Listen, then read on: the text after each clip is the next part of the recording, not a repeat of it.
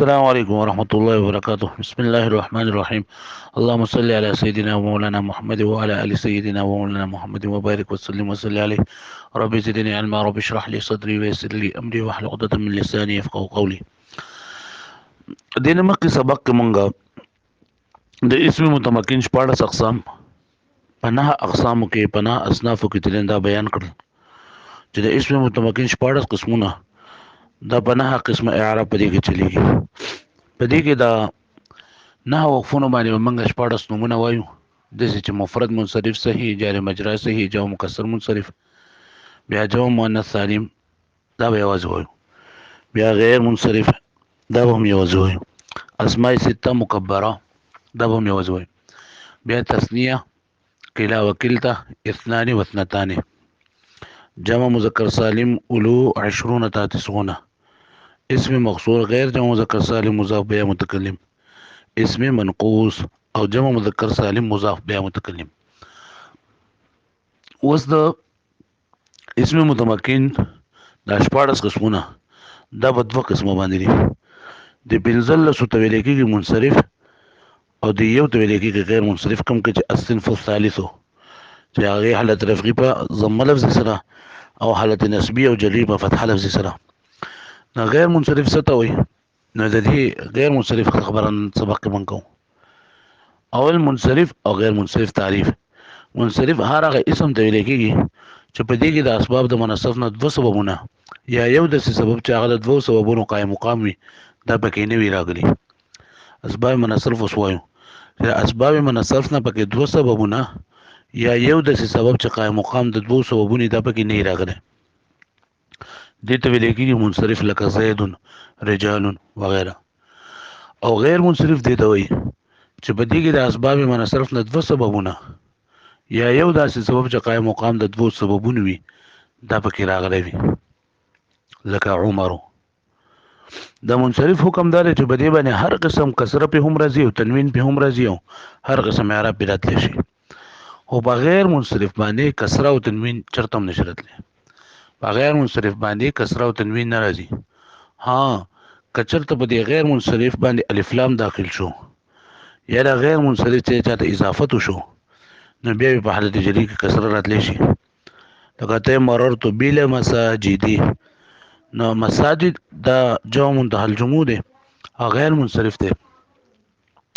نو په عام حالاتو کې په دې باندې کسره نه راځي، خو چې ته په الف لام داخل کو ته مررت بالمساجد نو بیا به کسره راتلی شي. یا د دې مساجد ته اضافت وکړو تا ویل چې مررت بمساجدکم نو بیا به هم کسره راتلی شي. په عام حالاتو کې بغیر منصرف باندې کسره او تنوین ناراضي، خو چې کله د غیر منصرف اضافت شو یا بغیر منصرف باندې الف لام رالو نو بیا به په دې باندې کسره راتلی شي، خو تنوین په هیڅ یو حال کې هم نشي راتلی. بیا غیر منصرف د دې نه اسباب دي. غیر منصرف نه اسباب دي. نو دا نه چې موږ یادو دا په درې وقفونو باندې په درې په یو وقف کې وایو. عدل وصف تانیث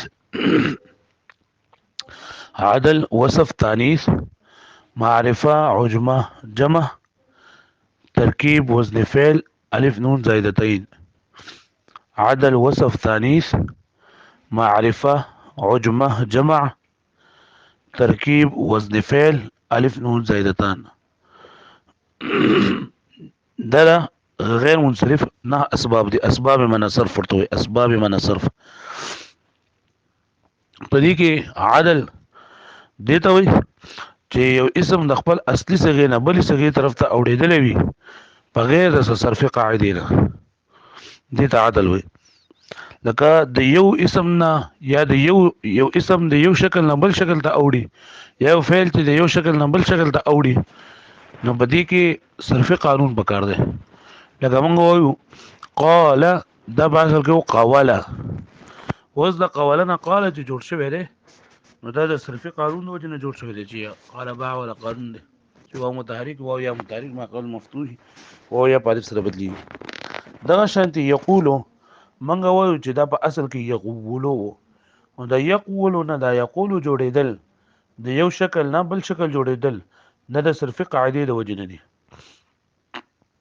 نو په عدل کې یو اسم د خپل اصلي صيغه نه د اصلي شکل نه بل شکل دا وړېدلی او په دې خبره باندې صرفي قاعده نه موجوده لکه عمر دا به اصل کې وي عامرو عمر دا به اصل کې عامرو اوس دا عامر نه عمر څنګه جوړ شو په دې کې صرفي قاعده نشته نه یا لکه ظفر په اصل کې ظافرو نه ظافر نه ظفر څنګه جوړ شو صرفي قاعده نشته نه او یا ثلاثو ودا په اصل کې ثلاثتون وذ ثلاثتون نه د ثلاث څنګه جوړ شو نو په دې کې څه صرفي قاعده نشته نه دي تعادل ویل کېږي بیا د عدل چې نه دا دوه قسمونه دي عدل تحقیقي او عدل تقديري ان شاء الله تاسو مخکې بیا بدای زده کوي او د عدل چې نه دا اوزان دي یو فاعل دی یو فعال دی یو فعال دی یو مفعول دی وغیرہ وغیرہ دا دي عدل اوزان دي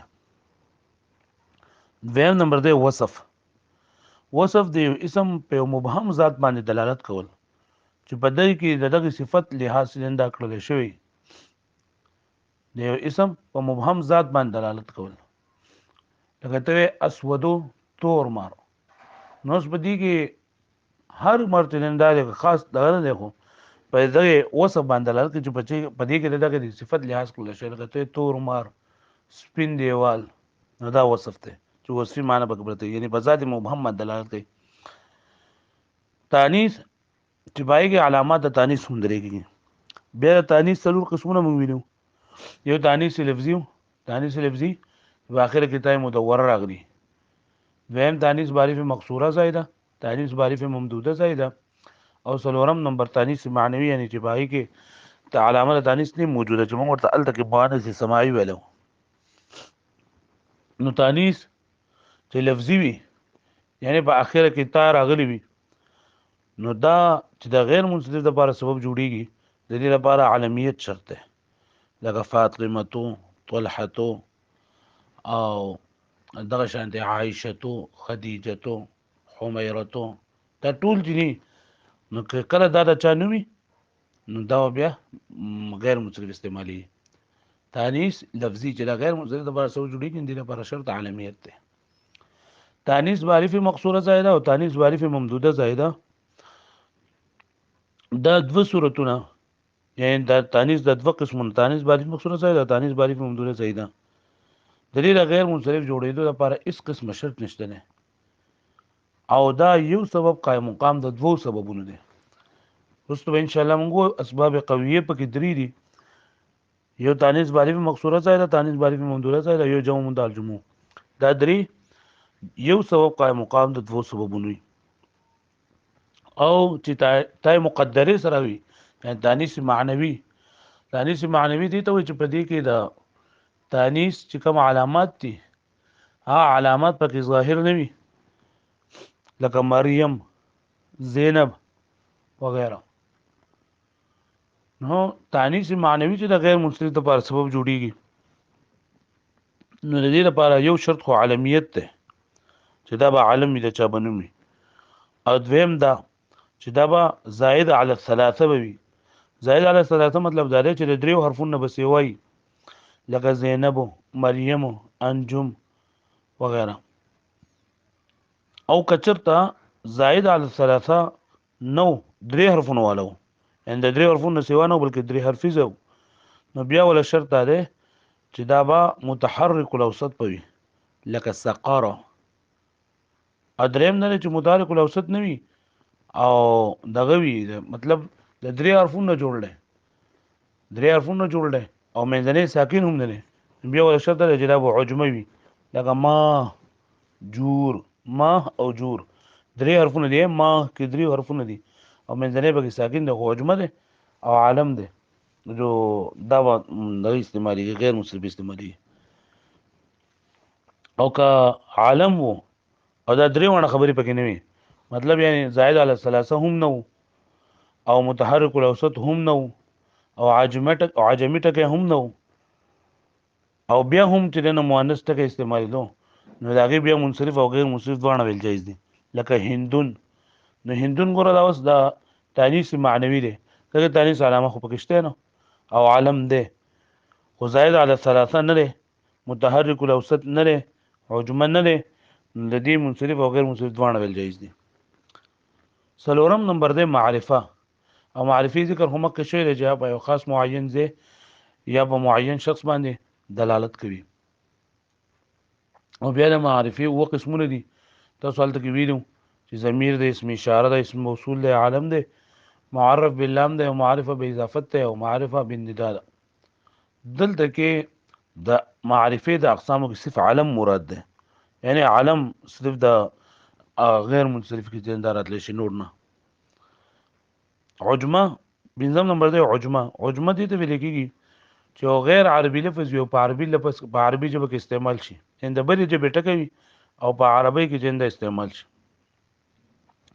د دې د غیر منصرف لپاره هم دا دوه شرطونه دي. یو دا چې عالم به وي، عالم یعنې د چا به نوم وي، او دویم دا چې زائد علی ثلاثه به وي، د درې حرفونه به یې وایي، لکه ابراهیم، اسماعیل، اسحاق، یعقوب وغیره. او دویم دا چې متحرک الاوسط به وي، یعنی که زائد علی ثلاثه نو بیا متحرک الاوسط به وي. متحرک الاوسط مطلب دا دی چې منځنی حرف به پکې متحرک وي، لکه موږ وایو شطره، شطره. نو عجمه چې د غیر منصرف لپاره سبب جوړیږي، نو د دې لپاره شرط دا دی چې عالم به وي، او دویم دا چې په دې کې به د دریو حرفونو نه سوا حرف راغلی. که درې حرفونه راغلي نو بیا ولا شرط دا دی چې په دې کې به متحرک الاوسط به وي. بیا د پیغمبرانو چې څومره هم نمونه دي که نه، نو د اوو پیغمبرانو نه علاوه دو ټولو پیغمبرانو نمونه چې دا غیر منصرف استعمالیږي، او په دې کې به دغه دوه دغه اسباب وي، یو علمیت او بل عجمه. هغه اوه پیغمبرانو نمونه دا دي: حضرت محمد صلی الله علیه و آله وسلم، حضرت شعیب علیه السلام، حضرت صالح علیه السلام، او هود، نوح، شیث، او هود، نوح، لوط او شیث علیه السلام. دا اوه پیغمبرانو نمونه: حضرت محمد صلی الله علیه وسلم، حضرت شعیب علیه السلام، حضرت صالح علیه السلام، او هود، نوح، لوط او شیث علیهم السلام. دا چې دي نه دا اوه نمونه په کلام عربي کې دا منصرف استعمالیږي. د دې نه علاوه چې څومره هم نمونه دي د پیغمبرانو، نو هغه به غیر منصرفي او عالمیت او عجمه د وجې نه. شپږم نمبر په غیر منصرف په اسبابو کې د اسباب مناصرف کې شپږم نمبر هغه جمع ده. د جمع دغه خو مخکې تفصیلات دا شوي دي، خو دلته کې د جمع په اقسامو کې صرف جمع منتهى الجموع ده. جمع منتهى الجموع ته سویل دی. جمع منتهى الجموع هغې ته ویل کېږي چې د هغې نه وروسته نور جمع تکثیر نه راځي، او علامه درجه الاول به دوه حرفونه وي، دواړه به مفتوح وي، دریم ځای به الف علامه د جمع منتهى الجموع راغلي. وروسته که یو حرف نو هغه به مشدد وي، که دوه حرفونه نو لولنی به مکسور وي، او که درې حرفونه نو لولنی به مکسور، دویم به وي. تفصیل مخکې شوی دی، لکه دواب، مساجد او مصابیح. نو دلته کې د غیر منصرف د اسبابو کې چې کوم دي هغه جمع منتهى الجموع ده. اووم نمبر دی ترکیب. ترکیب مرکب، او دلته کې د مرکب په اقسامو کې مرکب منصرف دی. مرکب منصرف به ان شاء الله وروسته راشي چې دوه اسمونه یو جوړ شي، په منځ کې به حرفیات پټ نه وي، او دویم جزء چې اسم صوت نه وي، لکه بعل، بک، حضر، موت وغیره. او دغه چې ترکیب چې هم د غیر منصرف لپاره څو جوړیږي، دې لپاره هم علمیت شرط دی. اتم نمبر وزن فعل دی. وزن فعل دی ته ویل کېږي چې وی اسم لیکن په وزن د فعل باندې وي، وی اسم لیکن په وزن د فعل باندې وي. د فعل چې کوم مشهور اوزان دي، لکه احمد، احمد دا اوس د افعل په وزن باندې، افتح په وزن باندې، یا لکه اصغر، اکبر، یا لکه یغلب، یشکر، دا د چا نومونه شي. نو دا د اسم لیکن په وزن د فعل باندې. یا لکه شمر، شمر دا شمر دا د اسن نوم دی، په باب تفعیل د فاعل ماضی څخه ده. نو وزن فعل چې د غیر منصرف لپاره څو جوړیږي، دې لپاره هم شرط دی چې دا به علم یا به وصف وي. نهم نمبر دی اخرنه الف نون زائدتین. الف نون زائدتین مطلب دا دی چې د اسم په اخر کې الف او نون زائد راغلي. زائد مطلب دا دی چې په دې کې به د فاعل لام کلمې مقابله کې بنوي، لکه عثمان، کامران، زعفران، سلمان وغیره. او الف نون زائدتان چې د غیر منصرف د لپاره سبب جوړیږي د لپاره هم شرط علمیت ته چې یا به عالم یا به وصف وي. نو د اسباب من صرف منګل اول د منصرف غیر منصرف تعریف وکړو، بیا راغی نه پس موږ چې کلمه غیر منصرف ګرځي نو په دې کې بعد نه اسباب نه یو سبب وي، اسباب من صرف نو په یو سبب وي چې هغه قائم مقام د دوه سببونه یا به دوه سببونه وي.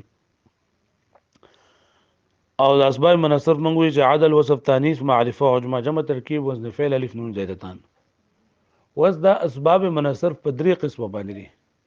یو ته ویل کېږي اسباب قویه، دویم ته ویل کېږي اسباب مؤثره، او دریم ته ویل کېږي اسباب مطلقه.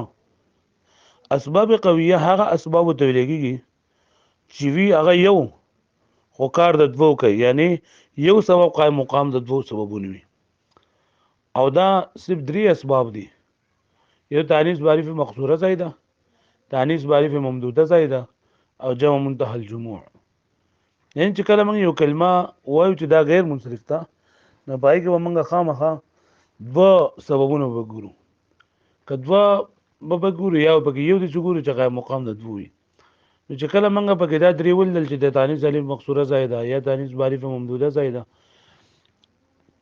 یا جمع منتهى الجموع، دا به موږ ولل بیا دویم ته ضرورت نشته نه، بلکې دا یو د دوه د لپاره چې دا کافی دی. نه دی لګي اسباب قویه. دویم نمبر دی اسباب مؤثره. اسباب مؤثره هغه اسباب ته ویل کېږي چې داغه په نشوالي د وجنه کلمه غیر منصرف نشي ګرځیدلی، بلکې چې کلمه غیر منصرف وي نو د دې درېونه علاوه تانیث باندې مقصوره، تانیث باندې ممدوده زائده او جمع منتهى الجموع علاوه کچرته یو کلمه غیر منصرف وي نو د دې دوه نو به خامخا د اسباب مؤثره نه، یو عالم دی یو وصف دی. عالم او وصف دا اسباب مؤثره دي. دریم نمبر دی اسباب مطلقه.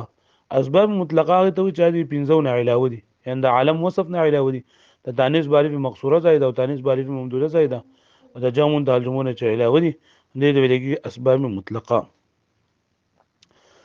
بیا عالم سره لکه شپږ سببونه د عالم سره راتلی شي.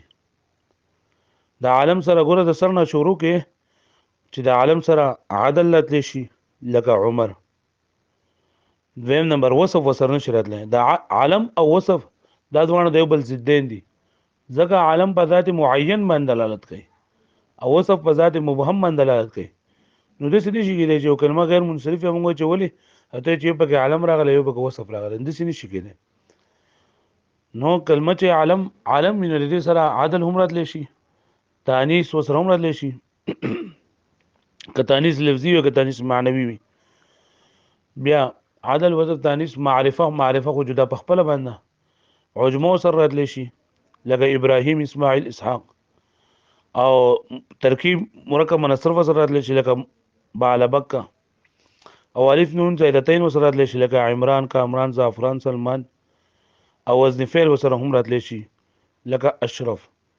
نو عالم د دې شپږ وانه سره راتلی شي، د عدل سره راتلی شي، د تانیث سره راتلی شي، د عجمه سره راتلی شي، د ترکیب سره راتلی شي، د وزن فعل سره راتلی شي او د الف نون زائدتان سره. او وصف چې نه دا صرف د دریو سببونو سره راتلی شي. یو د الف نون زائدتان سره راتلی شي لکه ته سکران، دا اوس غیر منصرف دی. غیر منصرف ولې لکه یو پکې اسباب منصرف پکې یو الف نون زائدتان دی او بل پکې وصف دی. دویم د وزن فعل سره یو ځای کېدی شي لکه احمد، او دریم د عدل سره لکه احمر، دا اخر لکه آخر. نو دا د غیر منصرف اسباب او د دې سره اسم متمکن ختم شو. ان شاء الله آینده سبق کې بیا د فعل مضارع اعراب چې هغه سره قسم نه نابو ان شاء الله بیا به مرب الله پاک ختم کی. الله پاک دې موږ د عمل کول توفیق راکړي او الله پاک دې زموږ په دین کې موږ د نور تل مخکې ته نصیب کړي او الله پاک دې هم د ټولو پریشانیو مصیبتونو تکلیفونو ختم کړي. الله پاک دې موږ خپل دین ته وزګار کړي په صحیح طریقه باندې. الله پاک زموږ د دین د خپل مهنت واخلي او اجرا ان شاء الله دې کې بیا یو ټکی دوه کې اجرا کوم تاسو سره لکه موسی او هارون په دې دوانو کې موږ دا غیر منصرف دی. غیر منصرف ولې دی؟ ځکه د اسباب نه منصرف نه بګت وسوونه راغلي، یو معرفه او یو عجمه. نور ترکیب آسان ان شاء الله دا اجرا تاسو دا تر لګم تاسو بیا وکړئ. السلام علیکم.